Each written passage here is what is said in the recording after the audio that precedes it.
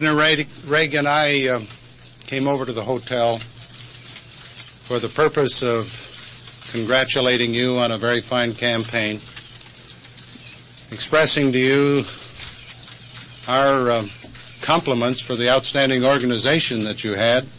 You really got us in shape. I think the campaign you waged and the organization you put together was beneficial to the campaign that we have, beginning right away to defeat the Democratic nominees and to make certain that our philosophy prevails for the next 4 years. I thank you for your indication of full support, and again, I congratulate you for a fine campaign. Thank you very much. Mr. President, my congratulations to you. It was a good fight, Mom, and he won. My congratulations, and of course, you know that as we both agreed all the way from the very beginning, once the fight was over, we're on the same side and we go forward together. Mr. President, did you discuss the Vice Presidency with Governor Reagan? I talked about a number of possibilities. We had a discussion in that regard, yes. Mr. President, was Mr. Reagan one of those possibilities you discussed? That's a private matter between Governor Reagan and myself, and I don't think we should comment further. Governor Reagan, are you prepared to campaign actively for President Ford in the election? Yes, as I've said before, and it's what I've always done and believed in with regard to the party, I'll do all that I can. Your wife said earlier this evening that she'd be happy to get back to the ranch. Well, this is all over. Is that what's going to happen, sir? Well, I want to tell you, I'll be happy to get back to the ranch too. But I don't think we mean to permanently settle down there on the ranch. But I know what she meant. We're both tired, and I think we're all tired, having been through this campaign. And we are looking forward to a breathing spell. Governor Reagan, are you going to stand by your statement that you would not accept the Vice Presidency? I still stand by that statement, yes. Governor Reagan, could you turn down that draft?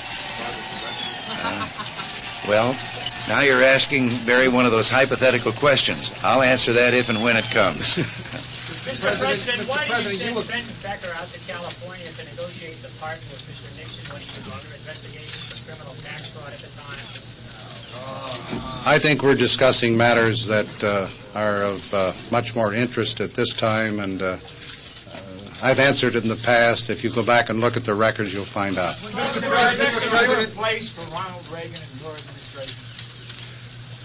Of course there is. As came out during the campaign, I wanted Governor Reagan to be a part of my administration, and there certainly would be. He's a person whose philosophy is virtually identical with mine, and he certainly has indicated a great capability as an executive of the largest state in the Union. The answer is yes. Mr. President, you have now in principle.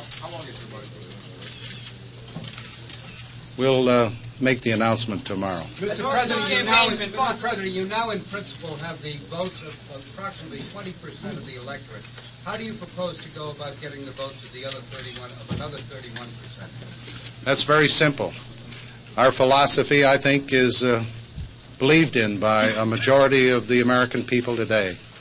In my opinion, the Democratic ticket, nominee for president and vice president, they've embraced the Democratic platform. They have embraced the record of the Democratic Congress. Both are very vulnerable, and I don't think they coincide with the views, the philosophy of the American people today. And we're going to go out and campaign against them as candidates, against the Democratic platform, and against the Democratic congressional record. And I think the American people will support us and defeat them. Will you debate Jimmy Carter? We don't rule it out. President, you haven't said whether you have or you have not made up your mind yet about a vice presidential. I have not. Can you tell us who is on your vice presidential list? I'll tell you who the choice is tomorrow. What time? What time? How early do you want it? 2 a.m. We'll advise you at the appropriate time. Mr. Reagan, do you consider your philosophy almost identical with that of the President? I think basically it has to be pretty much the same philosophy as I said it was with when I picked Senator Schweiker. We wouldn't be in the same party. I think there are differences. I think we have different approaches to a number of things, but I think basically, basic philosophy, yes. What's that? Well, I had the honor of having that offered to me once and turned it down because there was something else that I thought I would rather do, and I still believe that I would rather take up again what I was doing before I became a candidate, which was in the communications field. And if the convention were to draft you, sir, would you reject any move by the convention? Well, I just said that that's a hypothetical question. I haven't seen any signs of such a thing happening. I'll answer when I see any such signs. As hard as this campaign's been fought, do you think you'd have any trouble selling Mr. Reagan to the American people?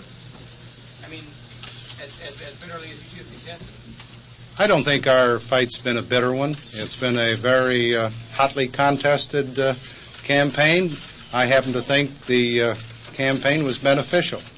Took a lot of time, a lot of effort, but the net result is good for the Republican Party. Governor Reagan, are you saying that you will permit your name to be entered for the vice presidential nomination tomorrow night? No.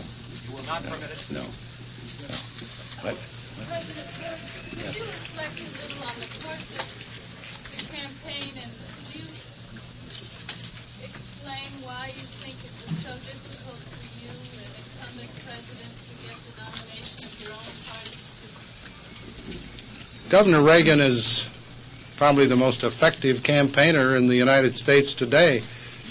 And when you're competing against a man with that skill and ability and dedication, of course it's a tough contest. And I've complimented him for a fine campaign. He had a good organization. That makes it very difficult. Governor Reagan, you seem to have left the door open for a draft, or at least not No.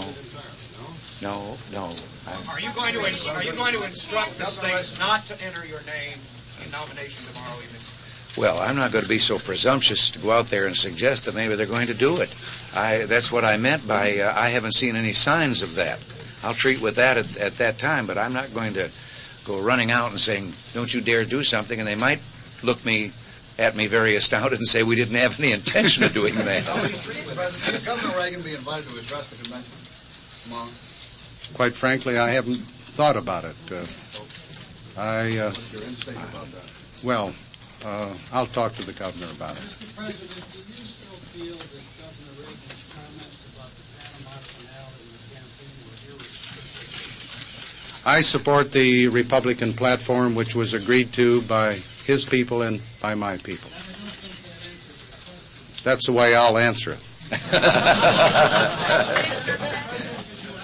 California and Texas and several other states were very solid for Ronald Reagan. Tonight, after the election, after the nomination, I was quite pleased to see Texas, who fought so hardly, waving Ford's sign. How do you plan on bringing these states, being sure they go to Ford in November? I think all during the campaign, the Ford people that I talked with indicated they would have supported Governor Reagan, and the Reagan people that I had the opportunity to talk with or heard from otherwise said they would support President Ford. I think that's true across the spectrum as far as the convention is concerned. Our principles really transcend personalities, and I think we can solidify the party, strengthen it, and win in November. Thank you very, very much. Thank you for coming.